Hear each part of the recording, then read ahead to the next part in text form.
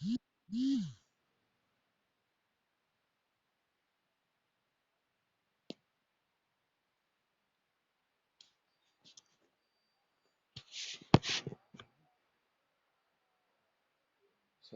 warahmatullahi wabarakatuh. Ilham Anza from University of Bengkulu, Aeronautical Engineering. So today I wanted to show you about my work in my team in presentation. So first I want to share screen. Okay, wait.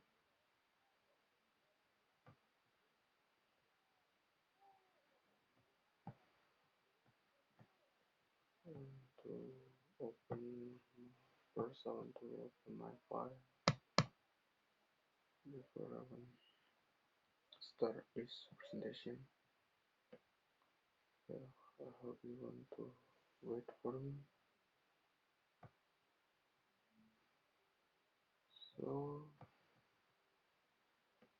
uh, my presentation about uh, powered by Smith. Okay, let me share screen.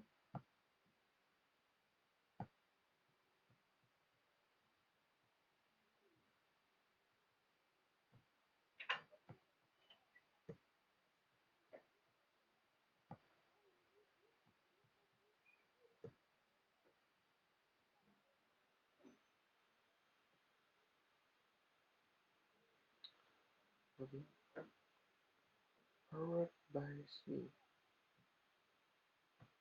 Now it's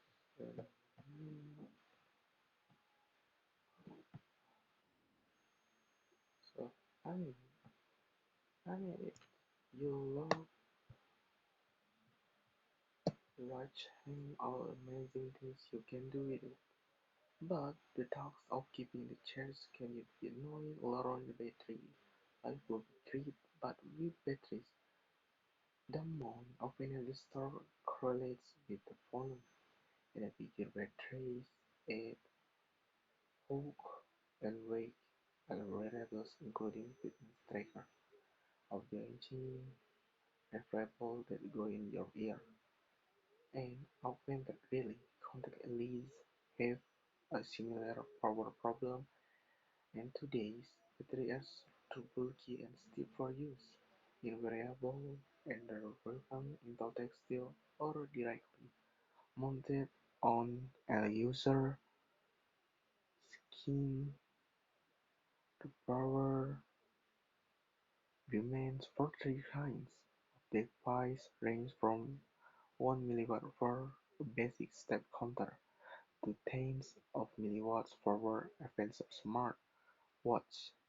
When using small centimeter-sized batteries which have capacities on the order of 10 to 300 milliampere hours, this results in battery lifetime often viewed at most. Some researchers are talking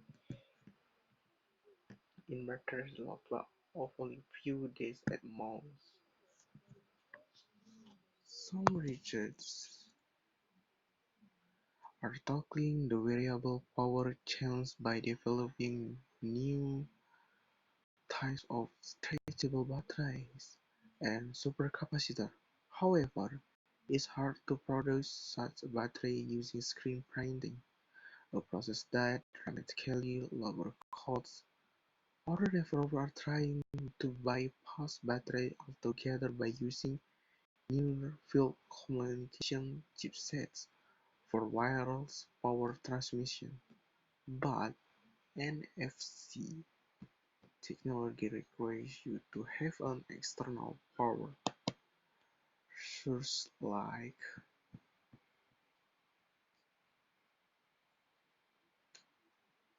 other developers are trying to bypass battery altogether by using near-field communication chipsets for wireless power transmission, but advanced technology requires you to have external power source like a mobile phone within uh, within a few centimeters of variable once to more the point way.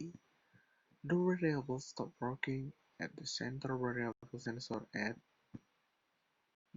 the University of California, San Diego. We think there's a better way to power the next generation of the variables having energy, especially biofuels from the rares themselves. Davis powered this way could be so small that you all forget they are powered. This way could be so small you all forget they are.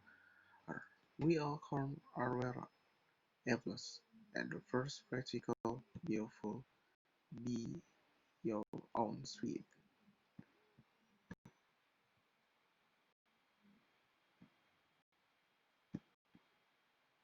Mhm.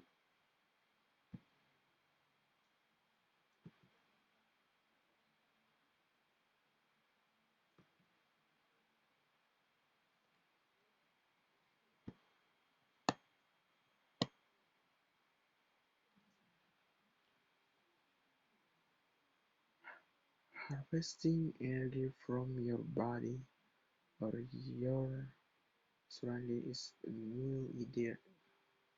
The light apparatus involves tapping into motion like an heat.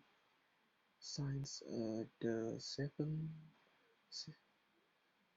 1760s, for example, self-guiding watches have used the natural motion of the body to shift its forward. In the first Charles Davis awake inside the watch who wind the mechanism.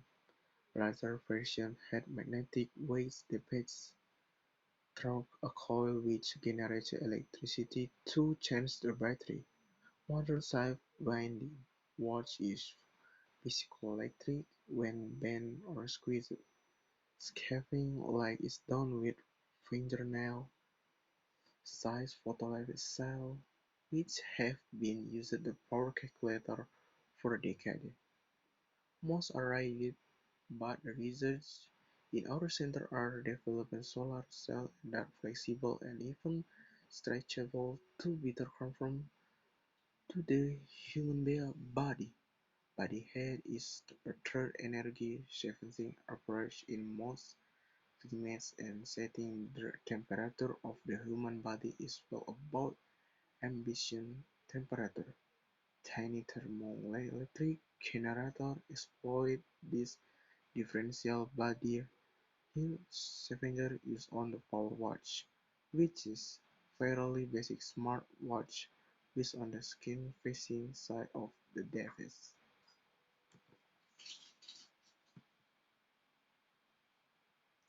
Unfortunately, few of these three are tried and true. Energy harvesting methods have been able to supply sufficient power of small, flexible, useful variable. Motion harvesters are fun for watch, but there's not enough motion to harvest.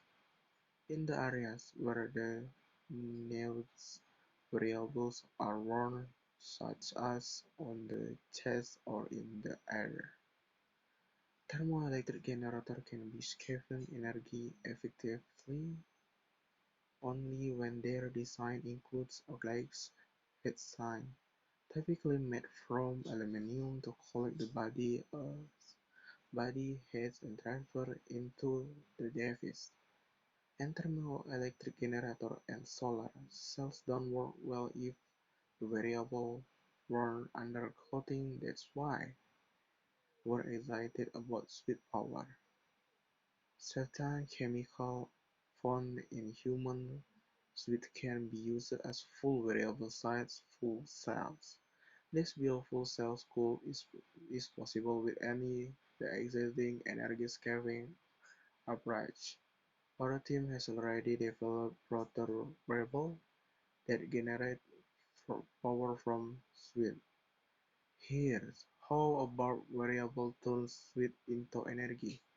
A full cell consists of two electrodes and another where catalysts separate in molecules into electrons and protons.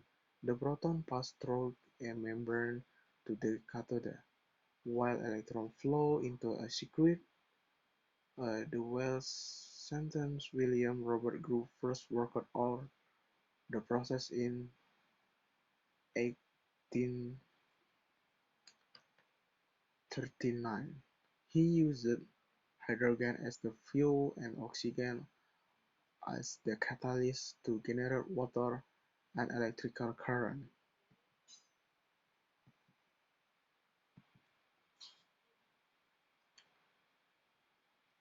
Hydrogen is impractical for variable fuel cells because highly flammable.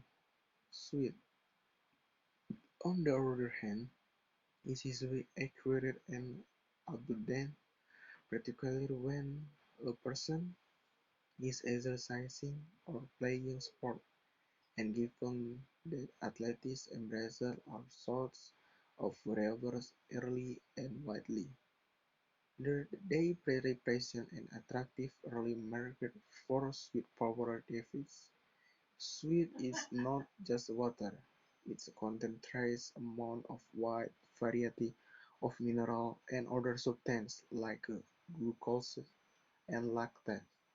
These substances called metabolites are byproducts of the chemical process that constantly go on inside living beings and then make attractive biofuels. We are particularly interested in lactate because its concentration in sweet rise with exercising. In our sweet biofuel cell, we create a layer of enzymes that react with the lactate in sweet to split the electrons and protons and create the electrical current. We are not the first originator, pacemaker, or cochlear implant proposed in the 1970s. We are intended to use glucose biofuel cell from for power. Given the device was logical choice, the main drawback was that the electrode would stop functioning within a few days. The implant, which was obviously impractical to avoid the enzyme depletion issue, our group instead has focused on developing the next page. Disposable wearables flown to outside the body. We demonstrated our first biofuel cells in 2014. The lactate biofuel cells were screen printed onto a fabric headband and wrist-worn sweatguard. Or the test subjects each wore the headband and sweatguard while riding an exercise bike. We'd hook up each biofuel cell to a small DC converter. The converter raises the voltage generated by the respiring bike riders to the level necessary to light up a microwatt level LED and power a digital wristwatch. In the experiment, the biofuel cell generated up to 100 microwatts per square centimeter, enough to power both the LED and the watch. This a greater power density that would be possible with a sign and somewhat greater than the power density of solar cell operating in normal indoor lighting. We did not measure lactate concentration during the experiment. This varied by subject or previous vitro experiments, which produced similar power model per cubic centimeter to 5.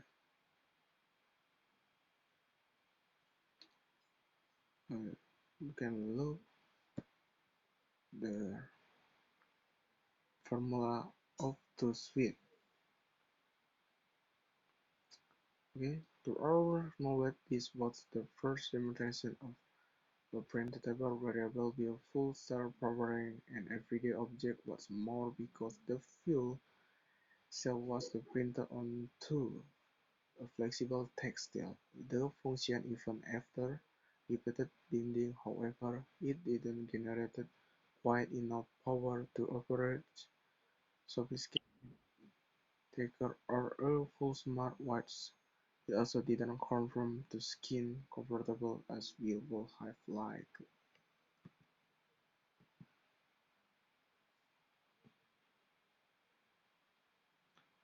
Of course, truly useful wearables have more components than a digital watch does.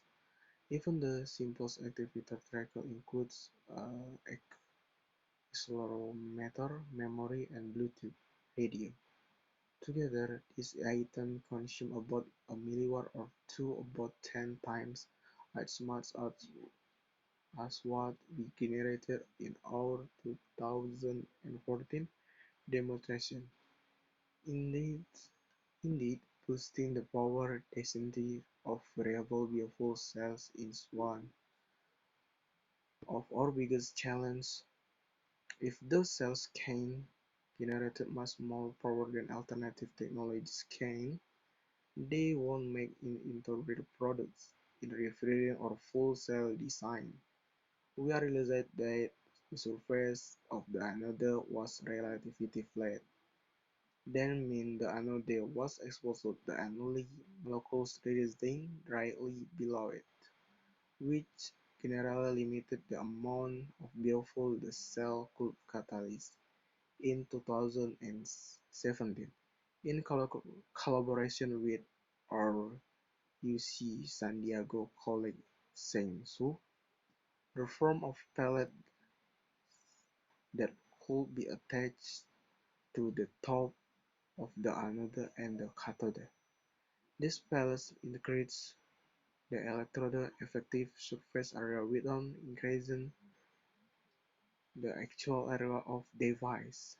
Although using this 3D structure meant our cell was no longer fully printable, it allowed users to load each electrode with more of catalyst, giving access to more fuel and enabling each cell to generate much more power, increasing the cell effective surface area and making additional improvements in the chemical composition in our catalyst enable us to boost the power density by factor of 10 to 1 milliwatt per square centimeter. That power density approach that a small solar sun direct sunlight.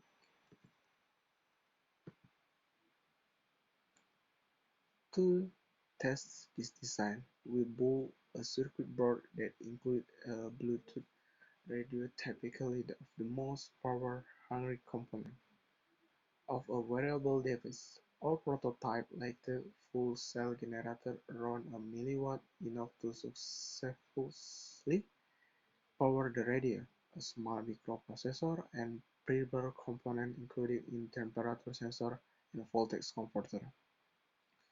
The 3D electrode that's not just flexible but also traceable.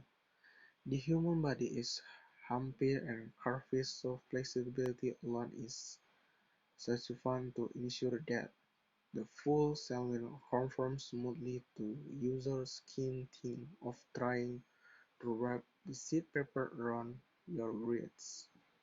Something stretchy, like nylon or cling wrap, would be much better.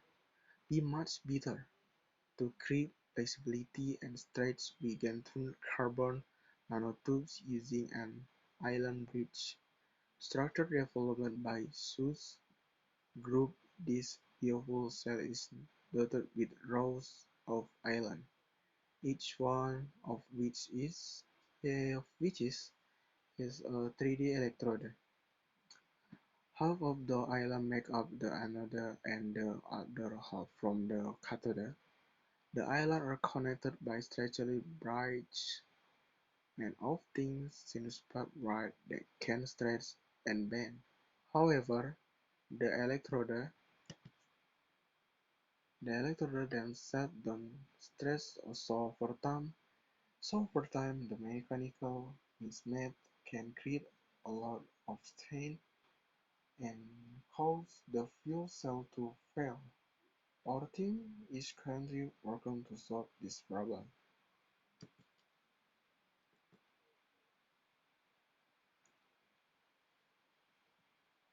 Here's one more hurdle: bringing switch power to variable. In most situations, people don't switch constantly, or at least not heavily enough to generate much power. If you are not switching, your fuel cell will run dry and stop producing power. This may this may not be unusual in applications like exercise and athletics, but is a big deal in most other cases. There are three ways to work around this limitation. We could use scaffolding only for applications where the availability of switch is quarried, or we could add energy storage elemental variable, or finally, we could add complementary or non-biofuel energy scavenger to variable. We don't want to limit the application the athletics in action, so we have been focusing on the two latter operations for variable that needs constant supply of energy. For example, smartwatch, and obvious solution is adding a battery and ultracapacitor to act as energy buffer. If the fuel cell has high power density but the availability the power is intermittent, then the variable device will charge its battery when power is available and discharge the battery when the fuel cell stops producing power. This energy buffer needs to have the same general physical properties as the rest of the variable. It doesn't make sense to have a fuel cell that's small, soft and stretchable if the battery on top is large and ragged.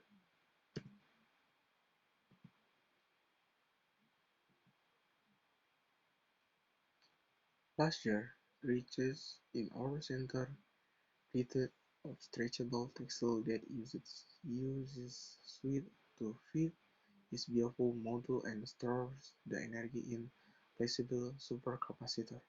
We have also demonstrated stretchable and regenerable zinc-silver oxide battery prototypes made using printer electronics. This stretchy battery can be recharged hundreds of times, can generate relatively high currents, although their energy scientists have a long way to go before they can match those of their rugged counterparts. To improve the can match those of their rugged counterparts to increase livelihood, also successful energy harvesting, and therefore decrease the demands of the energy buffer. We are also looking at using multiple types of energy scavenging to power a single variable.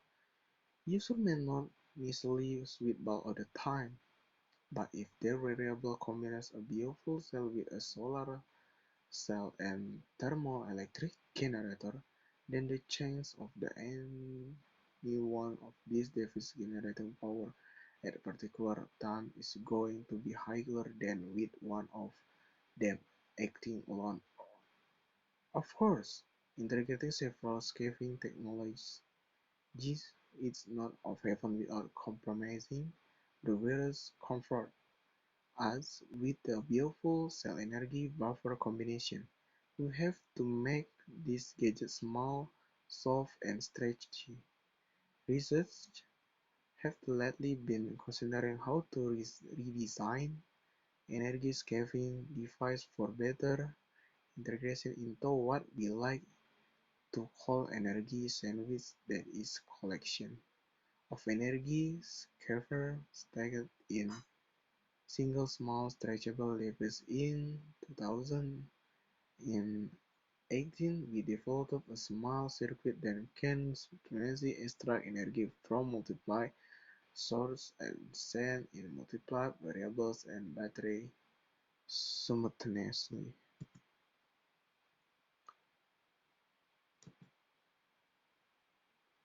So far, we have been talking about using biofuel cells to replace traditional battery in variable UC San Diego research are also making progress on printable batteries that are smaller, cheaper, and more flexible than traditional batteries. This, along with supercapacitation, will eventually to be useful for briefly storing the energy harvested by variable biofuel cells. And there is the real magic of biofuel cell. The sensor is something no battery can do. The sensing.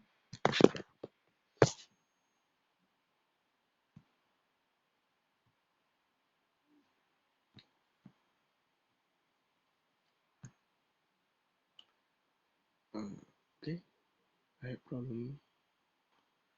Okay, let's start again. But supercapacitor will eventually to be so briefly storing the energy harvested by variable biofuel cells. And here's the rule: battery can do the sensing is possible because the upper power battery can do the sensing is possible because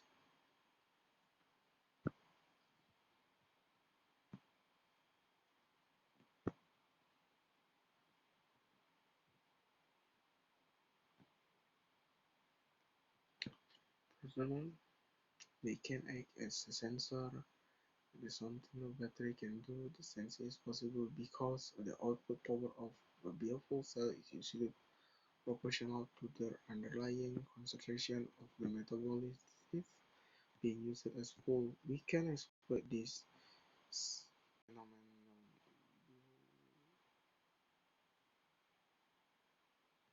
Okay, I have connecting it to my Zoom. Okay, a problem with my Zoom.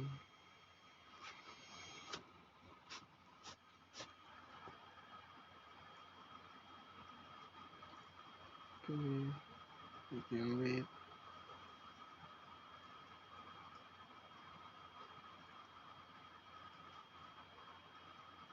What is so late is 2018.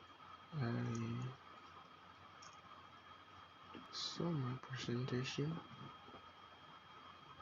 Oh, my Zoom is so late to be connected.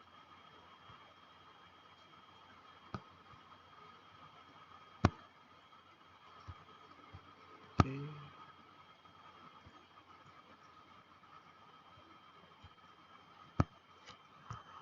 Mm,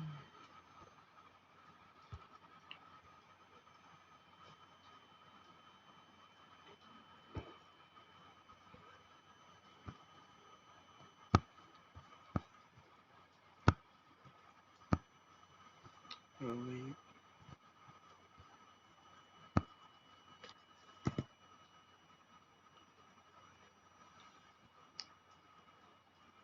Mm, I hope my answer can.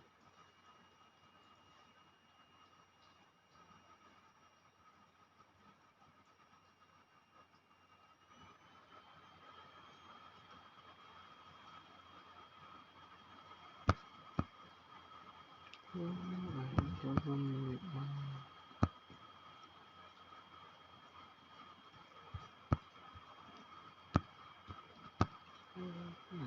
Zoom.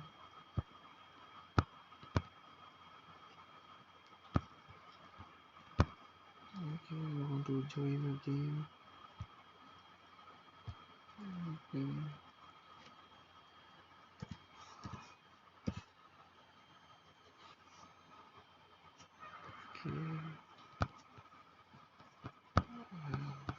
just have link on my WhatsApp web.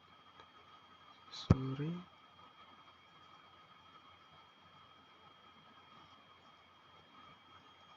I need to relog again.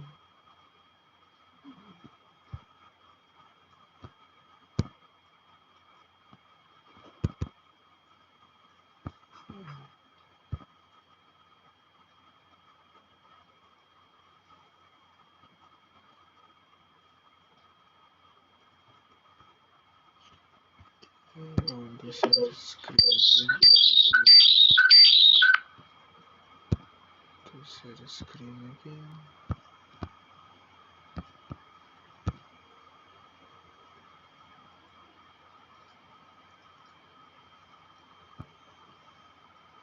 So I want to restart. I hit this my presentation in day. They can act as a sensor that something non-battery can do. The sensing possible because the output power of vehicle itself is usually proportional to underlying concentration of metabolites being used as fuel. We can exploit this phenomenon to build powered sensor device that perform sensing of an energy harvesting at the same time. This idea was first first reported in 2001 by a term LED by research and Hebrew University of Jerusalem, or a team has developed self-powered biosensor detect change of the lactate or glucose concentration of sweet while using the same lactate or glucose to generate the power the sensor need to operate. Lactate is a good marker of exercise, can knowing as level useful for athletics and also for people fighting illness. Glucose is maker for nutrition as well for blood sugar levels. Custom low-power microelectronic circuits in the device powered by the BioFuel read the sensor data converted into digital format and wirelessly transmit the reading to the smartwatch or phone. We believe it's the first practical demonstration on non-invasive integrated self-powered chemical biosensing system with wireless readout.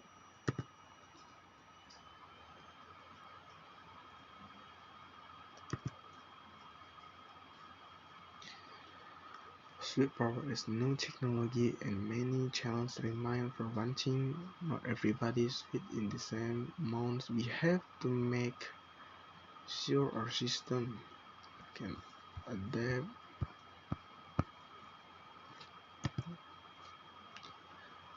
for everybody to sweet the same amounts. We have to make sure system can adapt varying conditions. We also need to do better job integrating these viable cells and our harvested energy storage and electronics to create useful variable. And finally the longevity or for fuel cells need improvement. Right now most of the prototypes are designed for use the disposable device as easy to put on the take off as a band.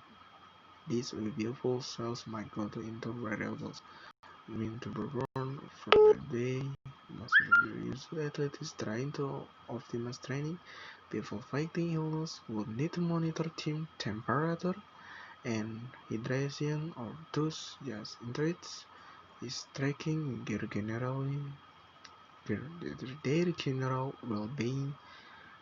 While we feel his approach is reasonable for many applications, we still like to try extend the device longevity, but if we do our job well, we will create a class of small, flexible robots, rugged, visible, variable that can be used around the clock and never need to be recharged.